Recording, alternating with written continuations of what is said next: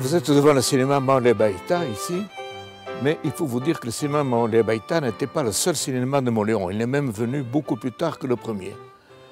Le premier cinéma était le cinéma Ganel, qui s'est appelé La Feria. C'est un cinéma qui a été construit vers aux alentours de 1910, je pense, par M. Ganel, qui était un ancien théâtre ambulant. Et quand le cinéma a été inventé, il s'est sédentarisé et il a créé un cinéma à Mauléon et un cinéma à Oloron.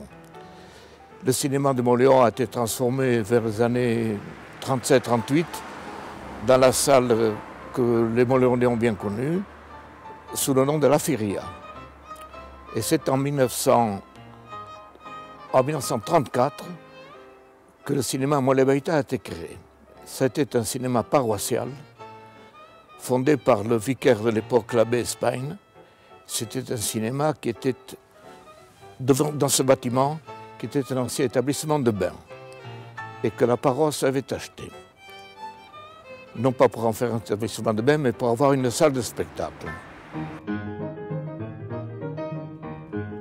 Le cinéma, ce n'était pas simplement l'histoire d'un film. C'était une séance complète, un spectacle complet. Ça commençait par un documentaire, un ou deux documentaires suivant la durée du film, suivi toujours d'un film comique. Il fallait toujours un dessin animé, ou un Laurel Hardy, ou un Charlot, ou un Buster Keaton, mais toujours un film comique, suivi de la présentation des films de la semaine suivante, ce qui fait que l'entracte arrivait à peu près au bout d'une heure de spectacle déjà. L'entracte,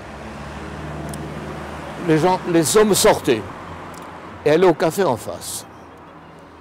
Et la durée de l'entracte était un peu conditionnée par le nombre de clients qui attendaient pour se faire servir au café. Quand tout le monde était servi, avait bu, on pouvait recommencer la séance. Et on mettait pour cela une sonnette qui résonnait. Mais alors, il y avait un problème, certains films, l'entracte étant très tard, il est arrivé que l'entracte soit vers 11h, 11h30. Et je me souviendrai toujours de la colère d'un voisin du cinéma qui habitait en face et qui, furieux, sort sur son balcon en disant « Est-ce que vous allez m'arrêter cette sonnette? Mais où suis-je ici? Le matin, il y a les cloches de l'église qui sonnent. À minuit, c'est la sonnette du cinéma du curé. Mais qu'est-ce que j'ai fait ici? Je suis venu habiter au milieu de la cité du Vatican ou quoi ?» Ceci dit, le film recommençait. Il durait 1h30, 2h, ce qui fait que la séance finissait minuit, minuit et demi. C'était assez folklorique parce que pour avertir que le cinéma allait commencer, il y avait un personnage nommé Charlot. Ça n'a rien à voir avec le Charlot du cinéma, mais c'était son nom, qui faisait le tour de ville en agitant une clochette pour dire le film va commencer. C'est comme ça que la population était informée. Et les plus grands succès étaient des films à consonance un petit peu espagnole.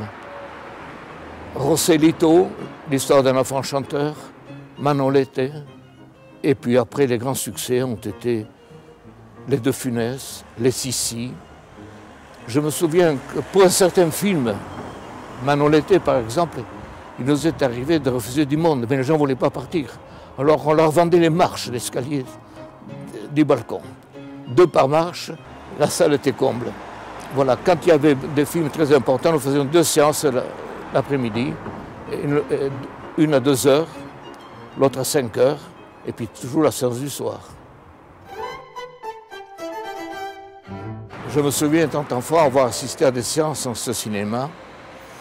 Il y avait des bancs de bois à 50 centimes, des chaises en paille à 1 franc, des chaises un peu plus rembourrées à 2 francs, et tout en haut, devant la cabine, des sièges avec une petite couverture bleue, un petit coussin bleu à 3 francs. Ce cinéma a duré jusqu'en 1941.